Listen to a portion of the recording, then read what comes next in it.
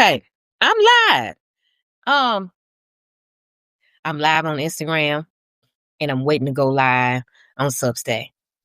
So anyway, yes, I'm live on both of them at the same time. This is my first time ever going live on two platforms. I'm very excited. So anyway, today is self-care day. Happy self-care day.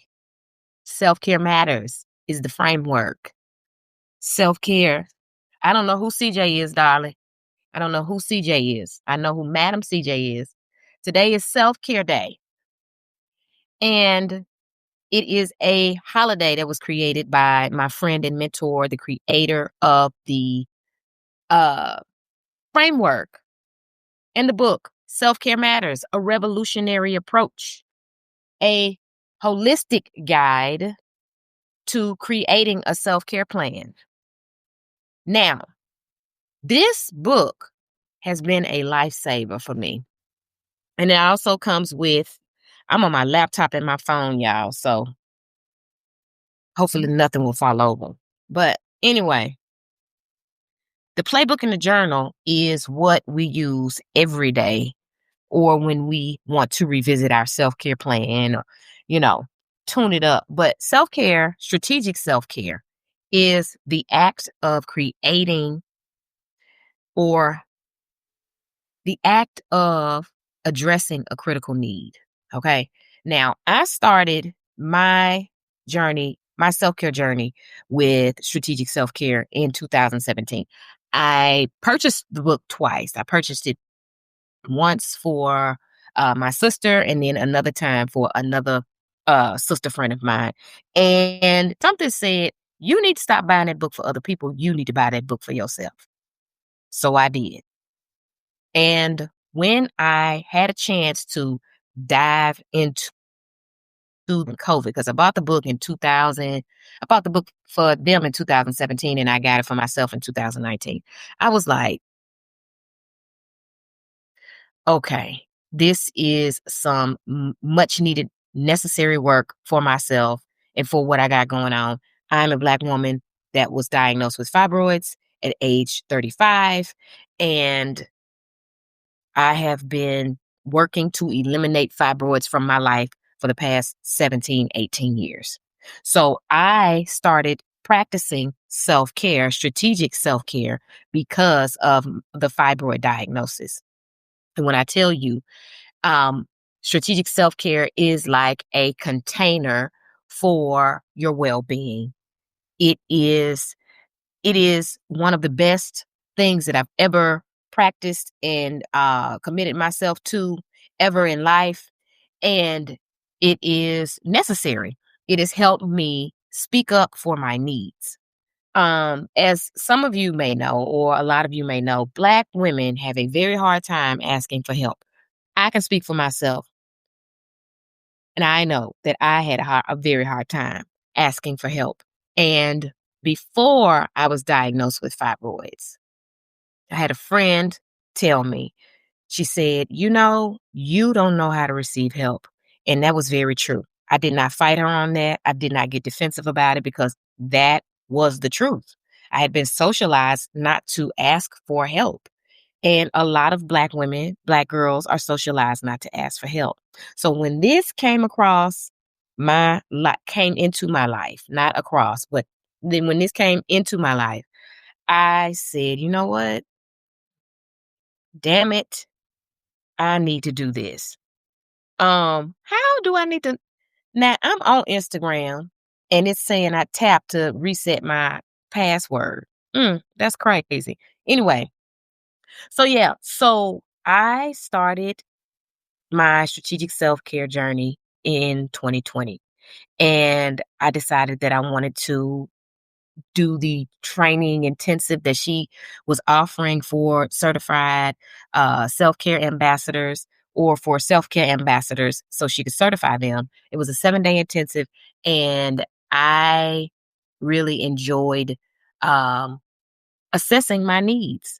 And I started paying more attention to what it was that I needed or what it is that I needed. And it's made it easier for me to ask for what I need. So there are 6 areas of self-care. There is the physical self-care.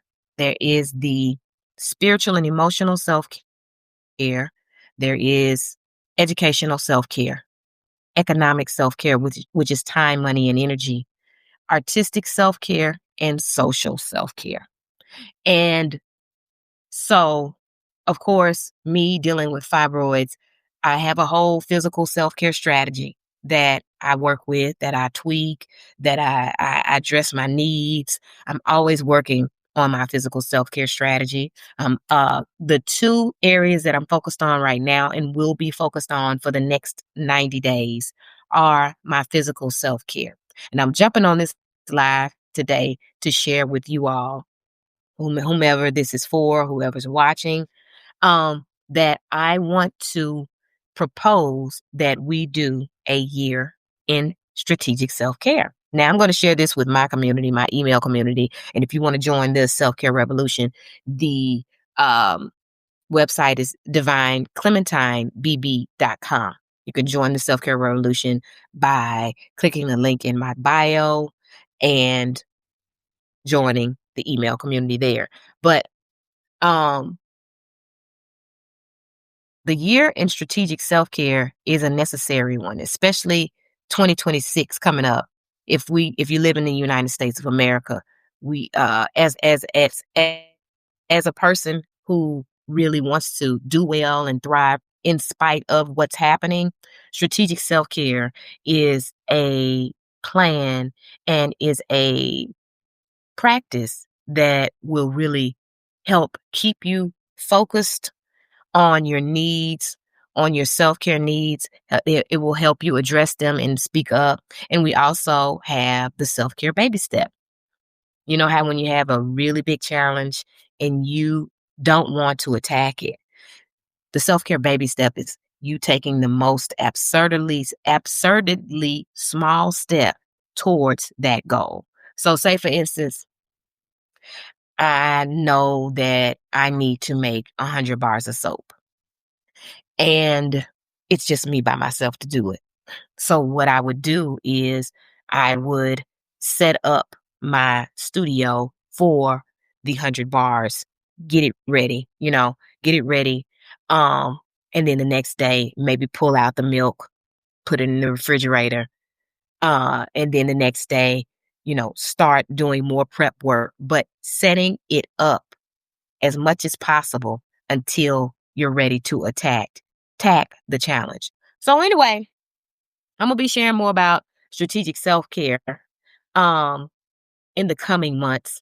So but I had to challenge myself to get on Substack Live and Instagram Live. I needed to do that. That was a need. That was a self-care need for me. Okay. And so this is me addressing a self-care need, and I did it. And I'm proud of myself. So anyway, I'd like to leave you with this affirmation that Anana created. And it goes like this, with the motion, doing the physical motion, and these words. I nourish myself. I do my best. I say thank you, and I release the rest. I nourish myself. I do my best. I say thank you, and I release the rest. I nourish myself. I do my best. I say thank you, and I release the rest. So anyway, thank you all, whomever came in. Thank you for watching, and happy Self-Care Day. DivineClementineBB.com to join the Self-Care Revolution. The link is in the bio, and happy full moon.